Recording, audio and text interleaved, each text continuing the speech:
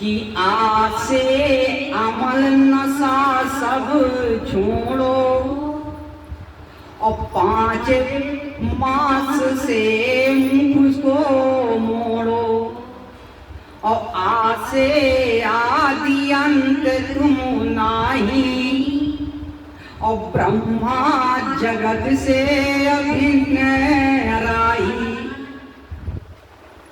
सबसे पहले आसे सारे नशा छोड़ना है आपको। आ से क्या होता है? आ से सारे नशा छोड़ना है। पांच विषयों से मुंह को मोड़ देना है आपको। किसी प्रकार का मांस नहीं खाना है, किसी से छल कपट नहीं करना है, किसी के किसी वासनाओं में नहीं पड़ना है, किसी से ईर्ष्या नहीं करना है, किसी की आशा नहीं रखना है, किसी को असत्य नहीं बोलना है। इनसे मुख को मोड़ लो। 5 विषयों से मुख को मोड़ना है और कोई नशा नहीं करना है। आज एक होता छोटा, फिर आता इसके बाद बड़ा। तो बड़ा आज क्या करना है कि आसे आदि अंत तुम नाही। तुम्हारा कोई अंत नहीं है। अंत किसका है? इस शरीर का, इस काया का है, पर आपका अंत नहीं है। अगर आपका अंत होता तो आपका जन्म न होता। इसका मतलब आपका अंत नहीं है। आप 3 लोग से बाहर हैं। ये शरीर कहां मिला है? ये शरीर 3 लोग के अंदर मिला है, पर जो हमारा भूत होता है वो 3 लोग के बाहर है। ये 3 लोग का शरीर है।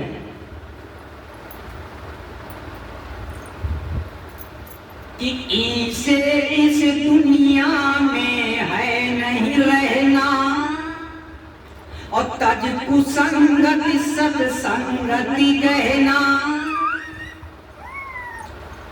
और इसे ईश्वर कुछ चीज न जग में और निज को समझ न पूरो भग में। इस दुनिया में रहना है।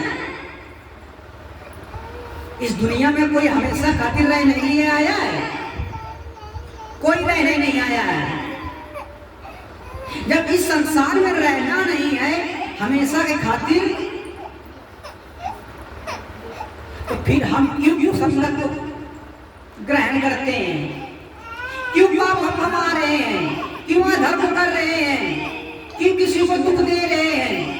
क्यों किसी की हत्या कर रहे हैं? क्यों हम वासनाओं में जीवन बिता रहे हैं? क्यों लड़ाई झगड़ा हम कर रहे हैं? इस दुनिया में जब रहना नहीं है हमेशा के लिए, तो आपस में प्रेम से जितने दिन रहो उतने दिन आपस में प्रेम से रहो। कि थोड़े दिन का जीवना और जो सत्संग होए और लाख बरस का जीवना धरे लखे ना कोई। थोड़ा जीवन जियो पर अच्छा जीवन जियो। अच्छा का मतलब अच्छा खाना खाओ, अच्छा बोलो, भगवान का भजन करो, गुरु की सेवा करो, संतों का आदर करो।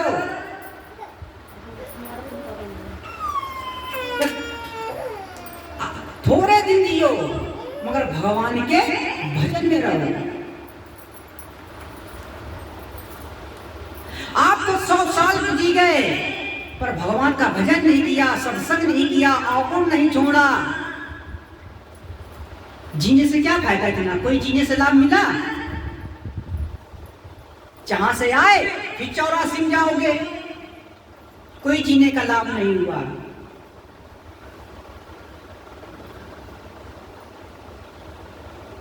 कुसंगत को तजो, संगत अच्छों की करना। जब संगत करोगे अच्छे लोगों की तो दवा मिल जाएगी सभी रोगों की।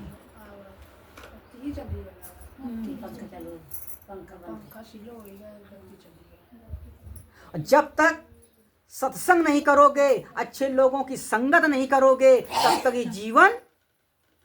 तक ये जीवन सुख में होने वाला नहीं है। इसी प्रकार से नरक में भोगते रहो, दुख पाते रहो, सुख पाते रहो, पाप करते रहो, पुण्य कमाते रहो, बीमारियों से, ग्रस्तियों से इसी तरह से जूझते रहो। इसी प्रकार से लड़ते लड़ते, दुख सुख सहते सहते जीवन पूरा चला जाएगा। कुछ हाथ लगने वाला नहीं है, कुछ हाथ नहीं लगेगा।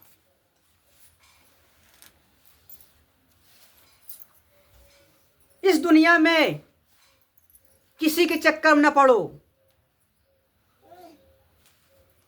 कि ऊसे तू कट बचन न बोलो और हृदय तोल मुख बाहर खोलो। किसी को ये वाणी से गलत शब्द मत कहना, काया से, वचन से और मन से। 3 पाप होते हैं, 3 पाप मत करना। इस शरीर से, इस काया से, इन हाथों से कभी चोरी न करना। इस काया से, इन हाथों से किसी की हत्या न करना, किसी का भी विचार न करना। इन 3 पापों से, इस शरीर से 3 पाप मत होने देना। इस वचन से किसी की निंदा न करना, इस मुंह से किसी की निंदा न करना, झूठ न बोलना और किसी को गाली मत देना। 3 पाप इस वचन से न करना। 4 पाप मन से न करना, किसी से ईर्षा न करना, दम न करना, छल न करना, कपट न करना। ये 10 पाप न करना। अगर धोखे में भी इस काया से ये 3 पाप हो गए, इस मन से अगर ये पाप हो गए, इस वचन से ये पाप होंगे, तो आपको भोगना जरूर पड़ेगा। कहीं ना कहीं इसका आपको दुख, इसका भोग जरूर मिलेगा, तुरंत मिल जाएगा आपको। तो जहां तक हो सके इस तीनों से ना कभी करने देना। अन्यथा कि चोरी चुगली निंदा करियो तो बीमारी अस धरी लेवेगी और दुनिया में रगड़ो नाक मगर कहीं ठीक नहीं हो पावेगी। क्यों परेशान हो आप?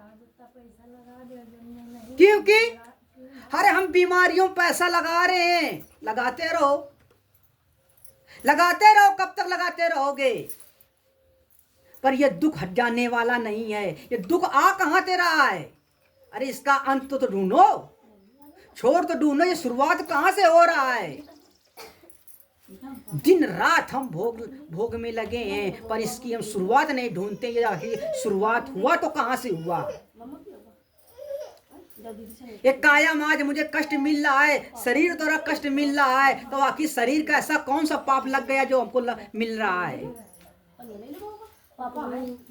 तो जब भी कोई बात बोलना, उसको सोचना, 4 बार सोचना समझना, तब बोलना, हृदय में तौल लेना। आप अपनी गुस्सा शांत करने के लिए किसी को गलत कह देते हैं। कभी ये सोचा है कि जो बात हम कह रहे हैं उसके दिल में कैसी लगेगी? अच्छी लगेगी या बुरी लगेगी? कभी सोचा है? नहीं सोचा है। हमने तो अपनी गुस्सा को शांत करने के लिए बोल दिया जो मन में आया, यहां से छोड़ दिया तीर है, पर उसके कितना घाव हुआ होगा ये मनन नहीं किया, ये विचार नहीं किया, तो ये तुमने वाणी से पाप किया, इसका तुमको भोग भोगना पड़ेगा। उसे ऊसर खेत न बोओ और नृग कृष्ण दत्त दशा दोलो।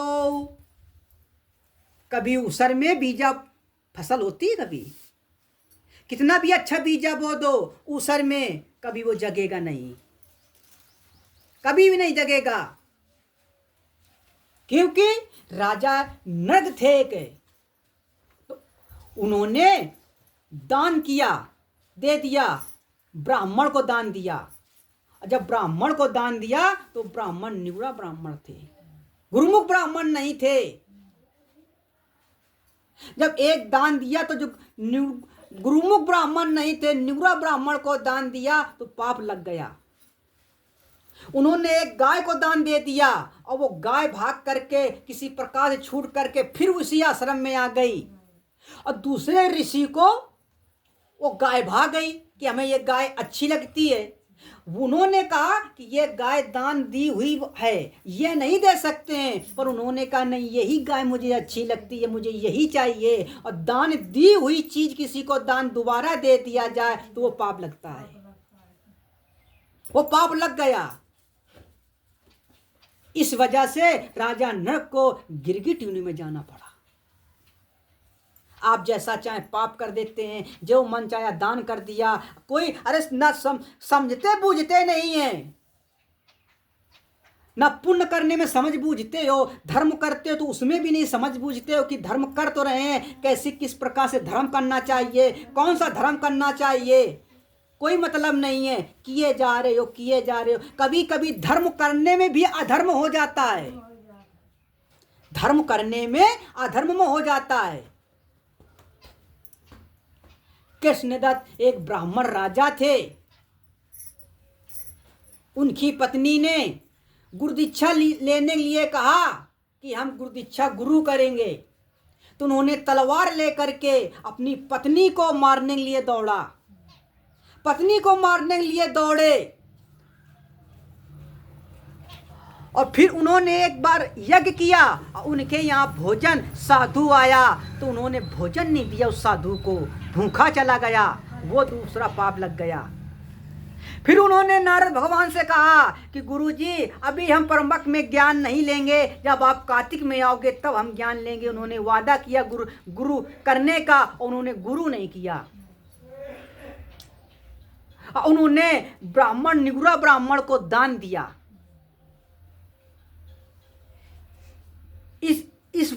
इस वजह से उनको हाथी योनि में जाना पड़ा, हाथी योनि में जाना पड़ा।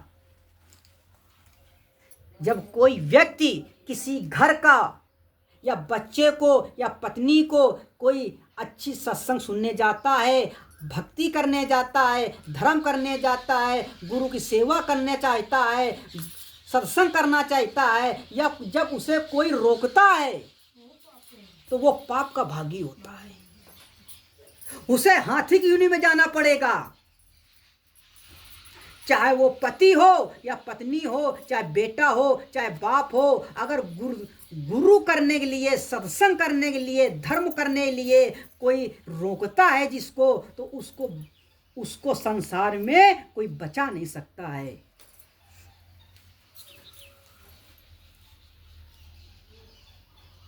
कहीं कहीं हमने देखा है कि किसी किसी की पत्नियां सत्संग कराना चाहती हैं, गुरु करना चाहती हैं, पर वो पति की डर से ना सत्संग करती हैं, इच्छा है पर पति की डर से कराना नहीं चाहती हैं, नहीं करा पाती हैं, ना गुरु कर पाती हैं, ना धर्म का कार्य कर पाती हैं, ना सत्संग में जा पाती हैं।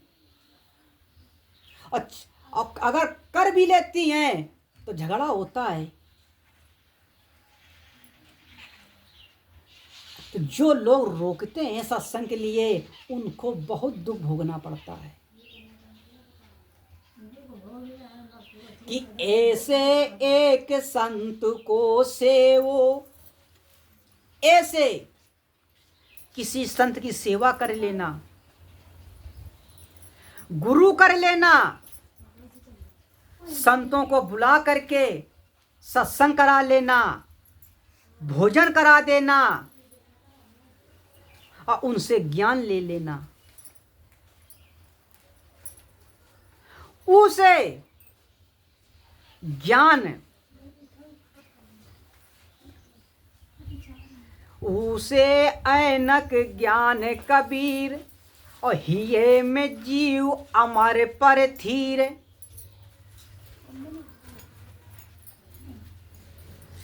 ज्ञान ले करके अपने जीवन को सार्थक बना लेना।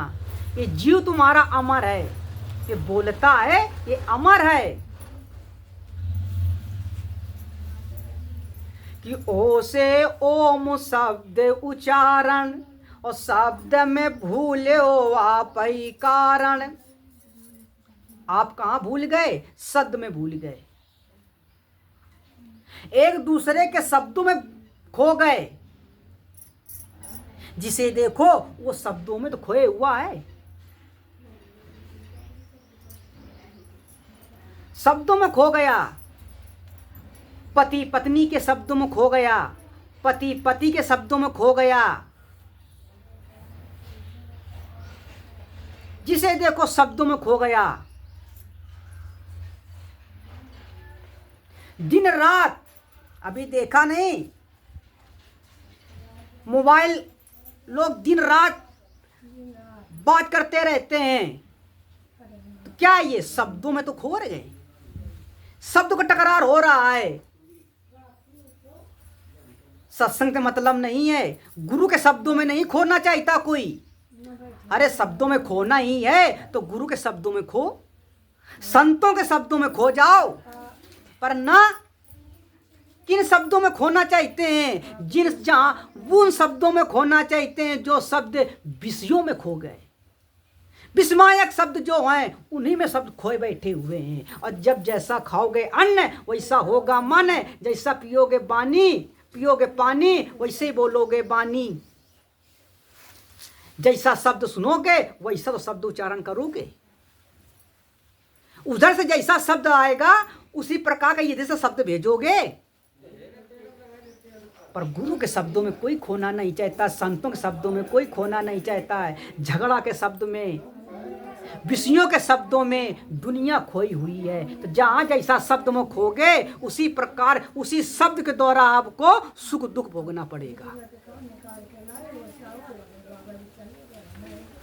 शब्द में खो गए कि औसे औरत में नर भूला और रावण समसय संशय फूला। कहाँ भूल गए? औरत में। देखिए अभी आप कितनी चर्चाएं हो रही हैं, औरत में भूल गए। और जब औरत में भूल गए तो रावण जैसे जब पराई नारी में भूल गए, औरत में भूल गए तो क्या दशा हो गई। जिसे देखो दूसरे के शब्दों में खोए हुआ है, अपने शब्दों में कोई नहीं खोए हुआ है। जब अपने शब्दों में खोगे, जब अपने शब्दों का आनंद लोगे, अपने शब्दों का जब पहचानोगे, तब ये जीवन का आनंद मिलेगा। अपने शब्दों का आनंद कहाँ तुम लिया है? आपने तो दूसरे शब्दों का आनंद लिया है।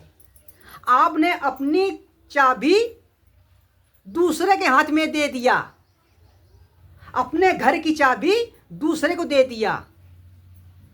वो जब चाहे तुमको खुश कर दे और जब चाहे दुखी कर दे। तो अपनी खुशी की चाबी हमको किसी के हाथ में देना नहीं है, पर यहाँ अपने सुख दुख की चाबी दूसरे के हाथ में दिए बैठे हो। और जब दूसरे के हाथ में सुख दुख की चाबी दोगे तो दुखी तो जीवन भर रहना पड़ेगा, क्योंकि हम दूसरे की द्वारा चल रहे हैं। अच्छी सेवा हो रही है, अच्छे शब्द सुनाए जा रहे हैं, कोई अच्छा बोलता है तो खुश हो। घर में कोई अशब्द बोल दिया, कोई लड़ाई झगड़ा कर दिया तो ना खुश हो। तो इसका मतलब है कि तुम्हारी चाबी, तुम्हारी खुशी तुम्हारे बस में नहीं है। दूसरे के सारे जीवन बिताया है। और जो दूसरे के सारे कहते हैं, जब तक हाथ पांव काम करने, जब तक आपके हाथ पांव सलामत हैं, किसी परा के सहारे मत रहना। और जब परा के सहारे रहोगे तब तक जीवन से बाहर नरक भोगते वाले, इसी प्रकार से नरक भोगते भोगते जाओगे। इनसे बाहर निकल के आओ। दुख सुख में, ना आपको दुख में रहना है, ना सुख में रहना है, ना शब्द बोलना है, ना शब्द बोलना है, ना बोध में रहना है, ना अबोध में बोलना है, ना धर्म करना है, ना अधर्म करना है, ना पुण्य करना है, ना पाप करना है, ना शुभ करना है, ना अशुभ करना है, ना सुख में रहना है, ना दुख में रहना है। जितने जोड़ा, अनेकों जोड़ा हैं, आपको इन जोड़ों से बाहर रहना है। जैसे जब छोटा बच्चा होता है, जब छोटा बच्चा होता है तो कोई कीड़ा जैसे देखता है तो दौड़ करके वो कीड़ा मार देता है। तो उस बच्चे को तो ना दया है ना क्रोध है, ना उस बच्चे को उसकी दया है ना क्रोध है। तो जब ना दया है ना क्रोध है तो कोई दुख है उसे? कोई दुख नहीं है, बाहर है। इन दो पार्टों से बाहर है, ना वो दुख में है ना वो सुख में है, बाहर है। कोई आनंद है ना, वो बच्चा हंस रहा है ना रो रहा है, अपन मग्न है, कोई दुख नहीं है। पर जब वही बच्चा बड़ा होता है, जब दो पार्टों के बीच में फंसता है, तभी वो पिसना चालू हो जाता है। यही दो पार्ट हैं, जोड़ों के बीच में पट पड़ना, जोड़ों के बाहर रहना। आपको जीवन में कभी कोई दुख नहीं आएगा, कोई नहीं दुख आएगा। कि अंक से अंक देह में राखा, कि अंक अंक रखा देहि से देहि, और निरख परख ले सतगुरु से ही। देही से देही, ये शरीर, ये देही से देही शरीर बनता है। ये देह कैसे बनी? देह से देह बनी है। पर ये शरीर गुरु के द्वारा मिलता है।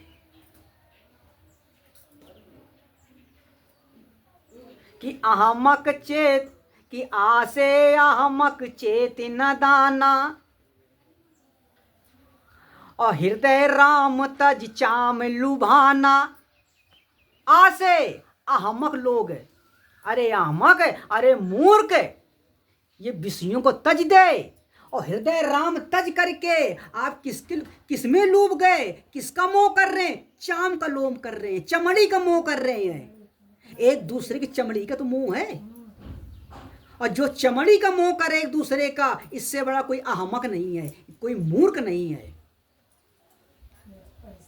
राम को तज करके, भगवान का भजन तज करके, सत्संग को तज करके किसमें खो गया? चमड़ी में खो गया। तज, चमड़ी में लो गया। और जब चमड़ी में लो गया तो ये तो चमड़ी है, इसे काटोगे तो खून ही निकलता है। इस चमड़ी से झरना झरे नौ दी द्वारे, किस ढंगाऊ नाथ तुम्हारे, यहां से नरक निकलता है। इसमें खो गया इंसान है। और जब इंसान इसमें खो गया तो आपको कहां सुख मिलेगा? कहां आनंद भाई धरा है? कहीं मिलेगा? कहीं नहीं मिलेगा। दिन रात चिल्लाते रहो मैं दुख है, सुख है, सुख है। कहां दुख है? किस बात का दुख है आपको? कि कासे करम सुधारो भाई, और तुम पर कोई न ईस खुदाई। आपको जरूरत क्या है भाई? जो बीमारी है, आपको जो बीमारी है उसी प्रकार की दवा लेनी पड़ेगी, तभी तो बीमारी ठीक होगी। तो आपको जरूरत है किसकी? कर्म की सुधारने की जरूरत है। आप बीमार हैं कर्मों से। बीमार किससे हुए? कर्मों से। और कर्म सुधारना नहीं चाहते हो, और जब तक कर्म सुधरेंगे नहीं तब तक तुम ऐसे इलाज कराते रहो, पैसा बर्बाद करते रहो, भगवान का भजन करते रहो, देवी मानते रहो, तीर्थ यात्रा करते रहो कि हमारा ये सही हो जाए, हमारा वो सही हो जाए, हम भगवान ये करेंगे, हम कथा सुनवाएंगे या सुनेंगे, हम सत्संग कराएंगे या भजन कराएंगे, हम दुनिया भर की ये करेंगे, अखंड करवाएंगे, भंडारा करवाएंगे। आपके ऊपर कोई ईश्वर नहीं है। आपको जरूरत किसकी है? कर्म सुधारने की जरूरत है। और कर्म कब सुधरेंगे? जब संतों के शरण में जाएंगे, वही तुमको सुधारेंगे। तो अन्यथा संसार में कोई तुम्हारे कर्म सुधारने वाला नहीं है। आपको जरूरत है कर्म की। कि खासे ख्वाहिश जल्द मिटाओ और निज स्वरूप भय शांति को पाओ। आप अशांत हैं, आपके जीवन में सुख नहीं है, परेशान है, शांति नहीं मिल रही, घर में कलह है, दिन रात कलह मची है।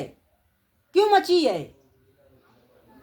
इससे छुटकारा पाना चाहते हो तो आपको किस चीज की जरूरत है? आपको ईश्वर को छोड़ करके आप कर्म पर निर्भर हो जाइए। आप कर्म को सुधार लीजिए, आपको ईश्वर की जरूरत कभी नहीं पड़ेगी। जब तक बच्चा चल नहीं पाता था, खा नहीं पाता था, भोजन कर नहीं पाता था, कुछ जानता नहीं था, तब तक उसको ईश्वर की जरूरत पड़ी? कभी नहीं पड़ी। और जब वो बच्चा जानने लगा, ईश्वर की जरूरत कब पड़े? जब उसके कर्म बिगड़े। जब कर्म बिगड़े तब उसको ही भगवान की जरूरत पड़ी। आप ख्वाहिश मिटा दीजिए। से ख्वाहिश जल्द मिटाओ। और जब तक ये ख्वाहिश बनी रहेगी तब तक जिंदगी में ये सुख आने वाला नहीं है। क्योंकि ख्वाहिश एक खत्म नहीं होती है, दूसरी आ जाती है। कि एक कमी पूरी नहीं होती और दुई चार कमी आ जाती हैं। और गिरसती का वश चक्कर है, कभी कमी पूरी नहीं होती है। ये ख्वाहिश है। एक मकान बना लीजिए, अभी ये करवाना है, अभी वो करवाना है, ये पूरा जीवन बीत जाएगा। और ख्वाहिश कभी पूरी नहीं होगी। और जब ख्वाहिश नहीं पूरी होगी तो शांति मिलेगी? कभी शांति नहीं मिलेगी। शांति जब मिलेगी जब आपकी ख्वाहिश खत्म हो जाएगी। खासे छासे छात्रपति तुम आप और भूल से तीरथ कोटि न नापे। अरे आप तो राजा हैं, आप तो रानी हैं, आपको किसी की जरूरत नहीं है। पर आपके कर्म के अनुसार गंदे कर्म करके, नीच कर्म करके आप नौकर बन गए, आप चकरी बन गए। जब आए तो अब हंस बन के आए, पर यहाँ कौवा बन करके गंदी चीज नाली में चोंच मार दिया, गंदा पानी पी लिया, वहीं से आप कौवा बन गए। नहीं, आप तो हंस थे। आपको तीरथ की जरूरत नहीं है। भूल से भी तीरथ कभी मत जाना। घर में रहो, घर में भजन करो। आप तो राजा हैं और राजा को किसी चीज की जरूरत पड़ती है? और राजा हो करके आप दर दर भटक रहे हैं। जब राजा ही भटक रहा है तो प्रजा की देखभाल कौन करेगा? प्रजा को कौन देखेगा? प्रजा को कौन सुख देगा? जब राजा भटक गया तो प्रजा तो भटक जाएगी। राजा होकर के भटक गए। कि जासे जन्म लिया नर तन से, कि जासे जन्म लिया नर तन से। आपका जन्म इतना सुंदर हुआ, मानव तन में मिल गया है। और जब मानव तन में जीवन मिल गया है तो इससे बड़ा जीवन कोई है? अच्छा, इससे अच्छा कोई जीवन नहीं है। कि जासे झगड़ा मुख कहती ना और गुरु सोई गुरु पद में लीना। आपके घर में झगड़ा क्यों हुआ? तीन के जर जमीन जोरू, तीन चीजों के पीछे झगड़ा हुआ आपके यहाँ। घर द्वार के पीछे, जमीन जायदाद के पीछे और बंटवारा के पीछे और जोरू के पीछे हुआ झगड़ा। अगर ये तीन के पीछे न झगड़ा हुआ और तीन से बाहर रहते, इनके अंदर ना आते तो झगड़ा होता? नहीं होता। गुरु सोई गुरु पद में लीना। झगड़ा जब हुआ क्योंकि आपने गुरु से आदेश नहीं लिया, गुरु नहीं किया, गुरु के पास नहीं गए। झगड़ा में फंस गए, इसी झगड़ा में फंस गए। जिन पूरा झगड़ा में फंस गए, अब भी झगड़ा से बाहर नहीं निकल पाए, फंसे रहो इसी प्रकार से। मुक्ति मिलने वाली नहीं है। आप सोच लो कि हम मुक्ति मिल जाएंगी, कभी मुक्ति मिलने, इससे बाहर निकलो।